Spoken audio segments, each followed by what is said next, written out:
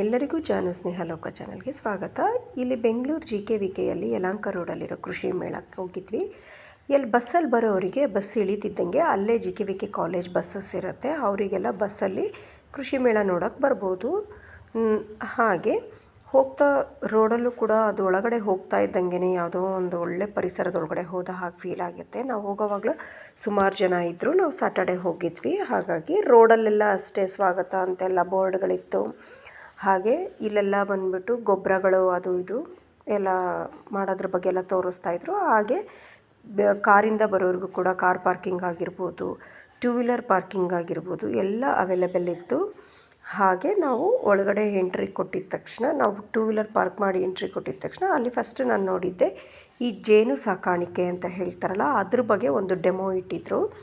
ಯಾವ್ಯಾವ ಥರದ್ದು ಜೇನು ಸಾಕಬಹುದು, ಎಷ್ಟು ವೆರೈಟೀಸ್ ಇರುತ್ತೆ ಆ ಥರ ಎಲ್ಲ. ಹಾಗೆ ಅಲ್ಲೆಲ್ಲ ಸ್ವಲ್ಪ ಹೂಗಳನ್ನೆಲ್ಲ ಬೆಳೆದು ಅದ್ರ ಮಧ್ಯ ಈ ಥರ ಜೇನಿನ ಡಬ್ಬಗಳನ್ನೆಲ್ಲ ಇಟ್ಟಿದ್ರು.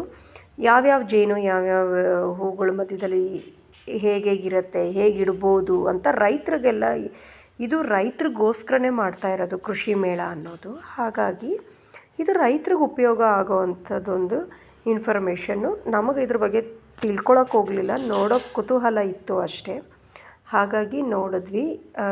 ಇದ್ರ ಬಗ್ಗೆ ಎಲ್ಲ ಹೆಚ್ಚಿಗೆ ನನಗೆ ಗೊತ್ತಿಲ್ಲ, ಅಲ್ಲಿ ಏನಿತ್ತೋ ಅದನ್ನೇ ತೋರಿಸ್ತಾ ಇದ್ದೀನಿ. ಹಾಗೆ ಯಾವ್ಯಾವ ಜೇನು ಹೇಗೆ ಮೊಟ್ಟೆ ಅದರದ್ದು ಏನು ಅಂತ ಫುಲ್ಲು ವಿವರಣೆಗಳನ್ನ ಅವರು ಕೆಲವೊಂದು ಜೇನನ್ನ ಹಿಡಿದು ಸಂಗ್ರಹಿಸಿ ಅದನ್ನು ಒಂದು ಫೋಟೋ ಥರ ಫ್ರೇಮ್ ಮಾಡಿ, ಫೋಟೋ ಫ್ರೇಮಲ್ಲಿ ಫ್ರೇಮ್ ಮಾಡಿ ಇಟ್ಟಿದ್ದರು. ಅದನ್ನು ನೋಡೋರಿಗೆಲ್ಲ ಮತ್ತು ತಿಳ್ಕೊಳ್ಳೋರಿಗೆ ತುಂಬ ಉಪಯೋಗ ಆಗುವಂಥದ್ದು. ನಾನು ಕೂಡ ಸ್ವಲ್ಪ ನೋಡಿ ಅದನ್ನೆಲ್ಲ ಒಂದು ಸ್ವಲ್ಪ ಫೋಟೋ ಕ್ಲಿಪ್ಪಿಂಗ್ಸ್ ತೊಗೊಂಡೆ. ನಮಗೂ ಗೊತ್ತಿರಲಿಲ್ಲ ಇಷ್ಟು ಥರ ವೆರೈಟೀಸ್ ಆಫ್ ಜೇನು ಇರುತ್ತೆ ಅಂತ. ಆಮೇಲೆ ಅದ್ರ ಮೊಟ್ಟೆಗಳು ಅಷ್ಟೇ ಅದೆಲ್ಲ ಇತ್ತು. ಹಾಗೆ ಜೇನು ತೆಗಿಯೋದಕ್ಕೆ ಇದೇನೋ ಒಂದು ಹೊಸ ಮಿಷಿನ್ ಥರ ಏನೋ ಇಟ್ಟಿದ್ರು, ಜೇನುತುಪ್ಪ ಅಂತಾರಲ್ಲ ಅದನ್ನು ತೆಗಿಯೋದಕ್ಕೆ. ಹಾಗೆ ಇಲ್ಲಿ ಕೆಲವೊಂದು ಗಿಡಗಳು ಎಲ್ಲ ತುಂಬ ಚೆನ್ನಾಗಿತ್ತು. ಅದ್ರ ಮಧ್ಯದಲ್ಲೆಲ್ಲ ಜೇನು ಪೆಟ್ಟಿಗೆಗಳಿಟ್ಟಿದ್ರು. ಇನ್ನು ಅದರಿಂದ ಹೊರಗಡೆ ಬಂದರೆ ಇಲ್ಲಿ ಫುಲ್ಲು ರೋಡ್ ಸೈಡ್ ಫುಲ್ಲು ನಮಗೆ ಶೋ ಪ್ಲ್ಯಾಂಟಿಂದ ಹಿಡಿದು ಒಂದು ಹಣ್ಣಿನ ಗಿಡಗಳವರೆಗೂ, ಮಸಾಲ ಗಿಡಗಳಿಂದ ಹಿಡಿದು ಎಲ್ಲ ಪ್ರತಿಯೊಂದು ಕೂಡ ಇಲ್ಲಿ ಇಟ್ಟಿದ್ದರು.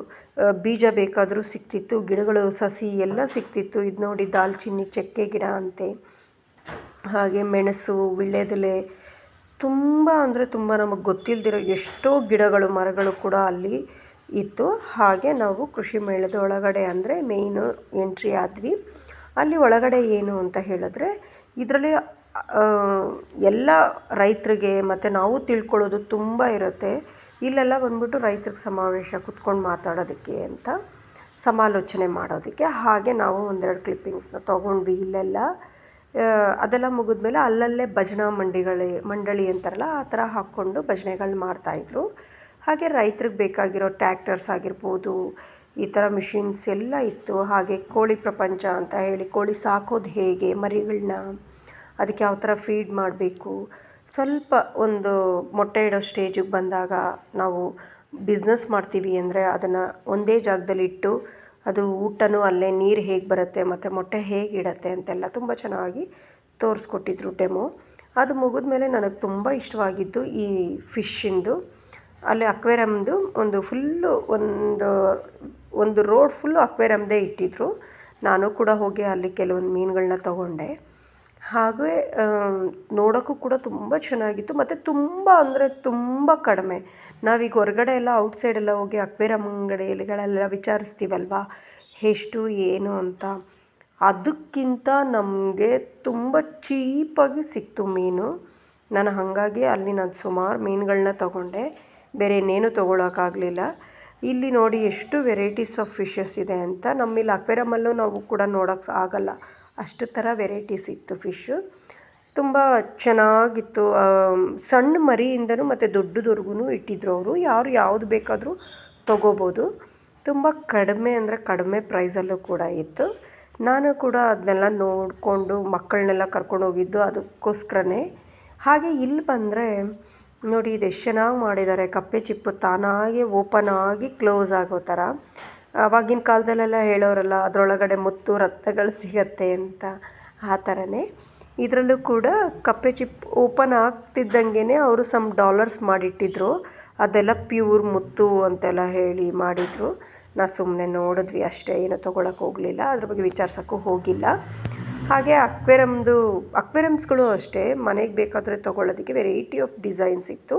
ನಾನು ಈ ಗೋಲ್ಡ್ ಫಿಶಸ್ ಒಂದು 15 ತಂದಿದ್ದೆ. 10 ರೂಪಾಯಿ ಅಷ್ಟೇ ಇದು ಅಷ್ಟೇ. ಇದು ಫೈಟರ್ ಫಿಶ್ ಅಂತ ಹೇಳ್ತಾರಲ್ಲ, ವಿತ್ ಬೌಲ್ ಸಮೇತ 200 ರುಪೀಸು. ಫೈಟರ್ ಆದರೆ ಬರೀ 100, ಬೌಲ್ ಆದರೆ 100. ನಾನು ಬ್ಲೂ ಮತ್ತು ಅದು ಬ್ಲೂ ವಿತ್ ರೆಡ್ಡು ಮತ್ತು ವೈಟ್ ವಿತ್ ರೆಡ್ಡು ಈ ಥರ ನಾನು ಒಂದು 3 ಈ ಫಿಶಸ್ನು ತೊಗೊಂಡು ಬಂದಿದ್ದೆ. ಅದು ನಾನು ಗೋಲ್ಡನ್ ಫಿಶ್ 15 ತಂದಿದ್ದೆ. ಹಾಗೆ ಅಲ್ಲಿಂದ ಮುಂದೆ ಬಂದರೆ ಈ ಮೇಕೆ ಕುರಿ ಎಲ್ಲ ಉದ್ದ ಕಿವಿ ಇರುತ್ತಲ್ಲ ಅದಿತ್ತು. ಏನು ಅಂಥ ವೆರೈಟೀಸ್ ಏನೂ ಇರಲಿಲ್ಲ ಅಲ್ಲಿ, ಕುರಿಗಳಲ್ಲಾಗಲಿ ಹಸುಲಾಗಲಿ. ಸುಮ್ಮನೆ ನೋಡೋದಕ್ಕೆ ಒಂದು ಏನೋ ಇತ್ತು. ಮೊದಲೆಲ್ಲ ಹಾಗಿರಲಿಲ್ಲ, ಈಗ ಸ್ವಲ್ಪ ಸ್ವಲ್ಪನೇ ಇತ್ತು.